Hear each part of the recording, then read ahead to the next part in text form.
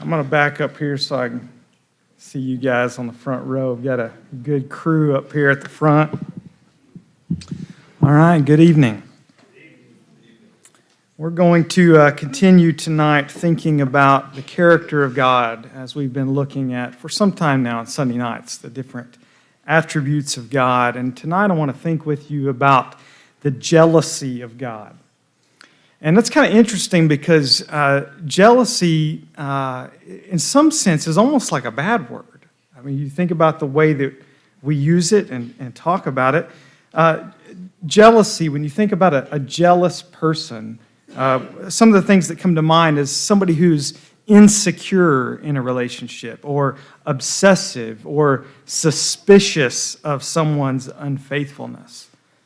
Or sometimes we use it like envy, that we are envious of someone, of their achievements or their possessions in some way.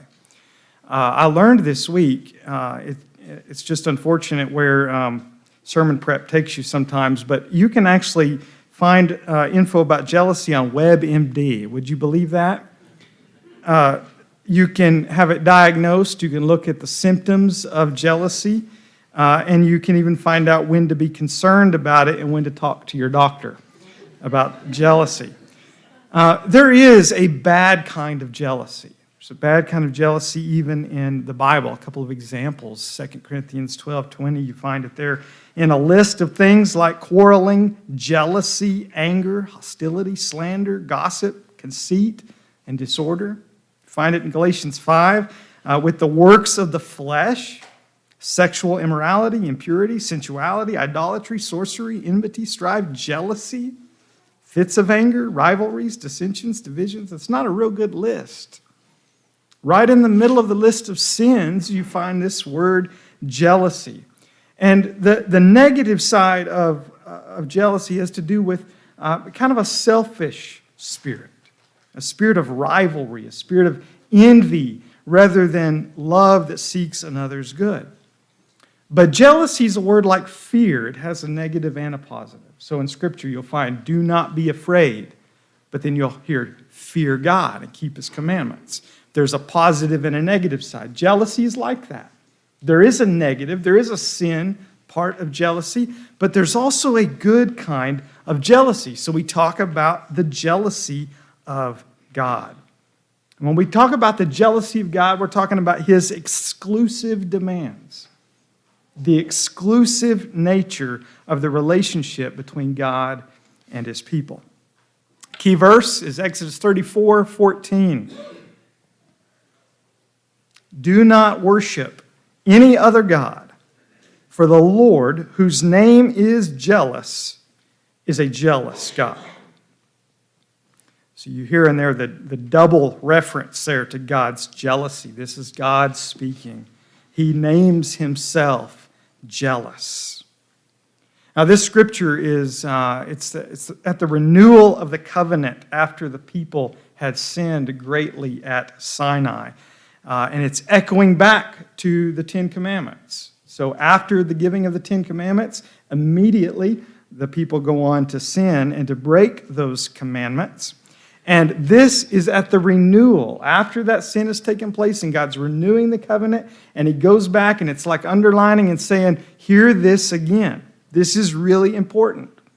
In Exodus 20, it was this way. You shall have no other gods before me. You shall not make for yourself a carved image and bow down, for I, the Lord your God, am a jealous God.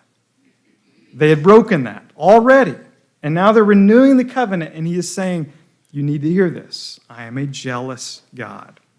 Do not worship any other God. So when we talk about the jealousy of God, we're saying that God deserves and demands exclusive worship and allegiance. That's a quote from one of the theologians that has helped me really work on this series of lessons. I think it's worth giving some thought to. God deserves and demands exclusive worship and allegiance. The closest parallel that we have to this in our life, in our relationships, is the marriage relationship. In a marriage relationship, your spouse, your husband or your wife, has the priority, not above God. God's the number one in your life. But when it comes to your other relationships, your spouse has the number one place. And when anything else or anyone else takes the place of that spouse, the very essence of what it means to be married begins to unravel. That is a fundamental aspect to marriage, is that this person comes before all other people. Nobody else gets the place that that one person has. It's exclusive, and that's what it means to be married. It's not marriage if you take that out. I don't know if we had any country music fans in here, but you probably have heard a song by Brad Paisley. I don't often quote country music singers in church, but he writes about his marriage relationship, and he says this, well, I love her, and I love to fish. You know the song, right? He talks about how she met him at the door, and she said, you're going to have to choose. If you hit the fishing hole today, she's going to be packing all her things, and she'll be gone by noon. And the next line is, yeah, I mean, well, I'm going to miss her, right? I'm going to miss her. It's funny, but it's not. The nature of a marriage relationship is exclusive. And there's nothing wrong with fishing, but there sure is if it gets to be have a bigger place in your life than your spouse. If your love for anything, the priority goes to any other place or any other occupation or any other person than your spouse, then it's a problem. Because the marriage relationship is to be a priority. In the Song of Solomon, chapter 8, verse 6, you see jealousy and love go hand in hand in a marriage relationship. It's a good thing. Song of Solomon says, set me as a seal upon your heart, as a seal upon your arm, for love is strong as death, jealousy is fierce as the grave, its flashes are flashes of fire, the very flame of the Lord. A little step up from Brad Paisley there. Jealousy is an aspect of love. It is fiercely devoted. It is strong. It's exclusive. There's something about love that's going to guard what needs to be protected. It's not going to let something else disrupt what is so important and what should have the priority. We see here that the exclusive love of marriage, the jealousy of it, the flame of its love, mirrors the love of God. It says there, it talks about the jealousy is fierce as the grave, its flashes are flashes of fire, the very flame of the Lord. Something about that jealous love in a marriage is reflective of the love of God. Now, before we get into any kind of application, and because it's been kind of my thing here in this series to use words that I can't pronounce and have way too many syllables, we're going to talk about the difference between incommunicable and communicable attributes. All right, like half the room, just go to sleep right there. When we talk about the different attributes of God, this is an important distinction to think about. Incommunicable attributes are the kind of qualities that God has that are His alone. We don't have those things. We can't be those things.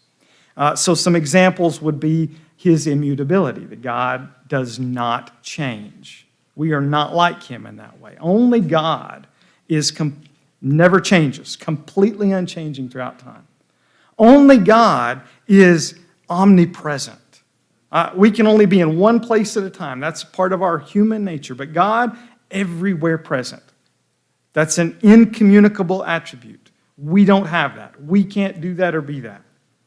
Communicable attributes are ways that we can be like God, that we reflect Him. We are made in His image.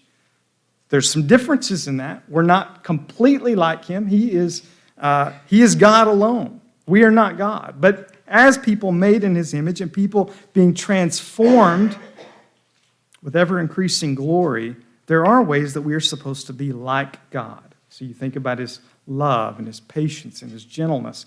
Those are things that we are supposed to embody. Jealousy is one of those. Jealousy is a communicable attribute. There is a place for jealousy in living. Okay, now, when you're talking about the negative, the sin, no place for that. But there is a place for this good kind of jealousy, godly jealousy. Let's look at 2 Corinthians 11. And I've got it here in the New American Standard. I really like the way that they translated this. Paul writes this to the church. For I am jealous for you with a godly jealousy. For I betrothed you to one husband to present you as a pure virgin to Christ. But I'm afraid that, as the serpent deceived Eve by his trickery, your minds will be led astray from sincere and pure devotion to Christ. There's a lot to think on in that. So you notice the distinction. We're not talking about that kind of selfish, sinful jealousy. We're talking about godly jealousy. I'm jealous for you with a godly jealousy. It's this earnest desire to guard a relationship from ruin. To say this is something to get fierce about, to guard. I don't want to see this spoiled. Paul is intensely devoted to the well-being of the church. Enough that Paul will get a little fiery when he sees members being led astray. He does that numerous times. You see that godly jealousy coming up. As I was thinking about this, I was reminded of a college student that I interacted with years ago that had a really wild past. Just lots of wild living in his past. And he became a Christian and really got on a different path in life and was really doing well, found a wonderful Christian young lady to marry, got engaged, did pre-marriage counseling, and asked one of the elders of the church to perform the wedding ceremony. And that elder was doing the wedding ceremony. And I've not seen this done before, but he just stopped and he talked to the groom for a minute, and he said, he just looked him in the eyes, said, I want you to look at me. And he called him by name, and he said, this ring on your finger, he said, don't go anywhere, you've got to take that ring off. And I've never seen anybody, he knew this kid, and he was letting him know, you do not go somewhere where you're going to forget about your vows. You're going to behave in a way that wrongs this young lady. And that's kind of what you see Paul doing here. It's a godly kind of jealousy. It's saying, I'm going to get a little fiery and I'm going to say something a little confrontational because this can't be ruined. This is important. This has got to be an exclusive relationship. He is jealously promoting exclusive devotion of the church to Christ. So I want to think about a little bit of application. Implications of the jealousy of God, and really in marriage and in church and in personal lives. So 3 things. First, to those of you who are married, I want to encourage us to get serious about anything that hinders our marriage. My apologies to those of you that are in the Family Builders class, because I'm teaching on this, and you're going to think, boy, he's really on a marriage kick right now. I love marriage, and I think we need to talk about it more. It's really a gift, and it's a special relationship to be guarded.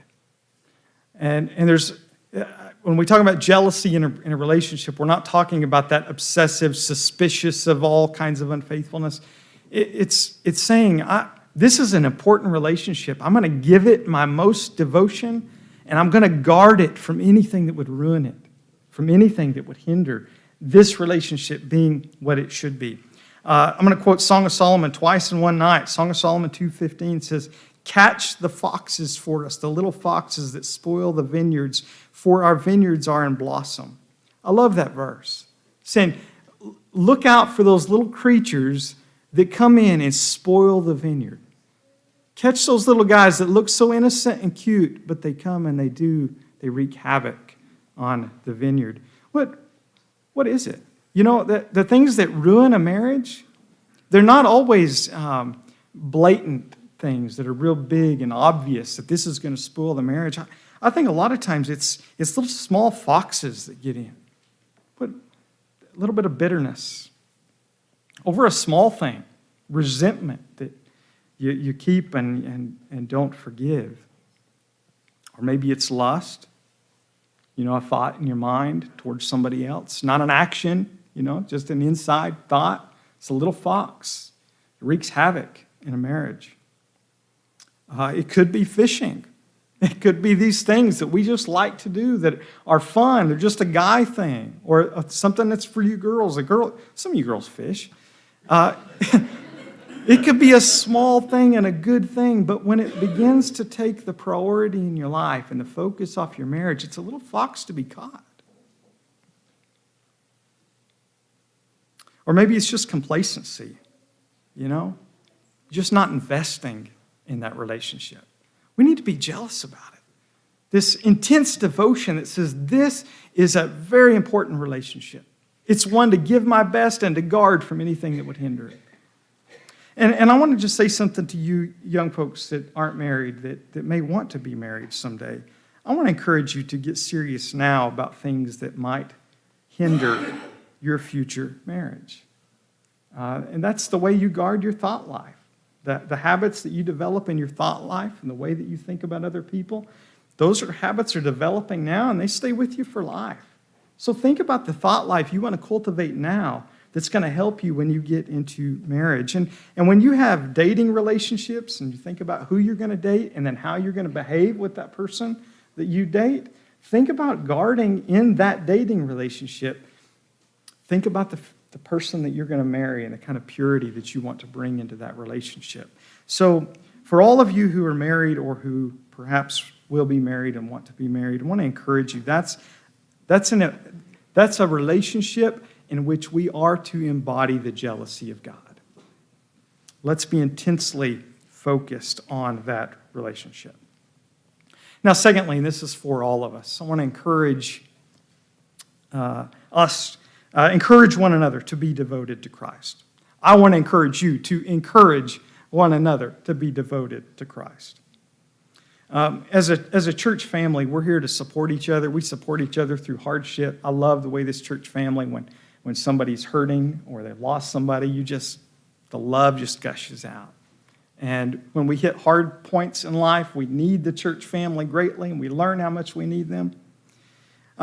But in that, too, we have a responsibility to each other to point each other to devotion to Christ. When you have conversations with one another, when you spend time together, your dinners together, coffee together, those kinds of things, let's encourage each other to keep the primary thing the primary thing. Our love for God, the mission of God. We have great fellowship and fun together, great friendships and bond, great support of each other. But don't underestimate the power of your encouragement to one another to serve Christ. When I think about major turning points in my life that have helped me to grow in my love for God and my devotion to Him, I can look back and name for you the handful of people whose example and words to me had a powerful influence on reminding me there's one thing that's number one in life, and I've got to keep that number one. I've got to keep Jesus at the center and serve Him. We have a responsibility to spur one another on to love and good works. We support each other, we help each other, but we spur one another on to the main things in life. Third thing, just encourage you to examine your loyalties and loves. And when I say encourage you, I'm talking to me, of course. I have to regularly stop and think about my loyalties and loves. What are the things in my life that are becoming number one? Is there anything that may be getting the attention and the devotion in your life that belongs to God? Is there anything that ought to be God's, but you're preoccupied elsewhere? Something else is getting the focus. Something else is getting the attention, and it ought to go to God. We don't talk a lot about idolatry, but it's not an ancient problem. It's a human problem. We have idols. We make idols. We let things that aren't God become God. They become the Lord. They become the things that are directing us and leading and guiding our life. When William was here for a funeral recently, we talked to each other about what each other's preaching on so we can steal ideas.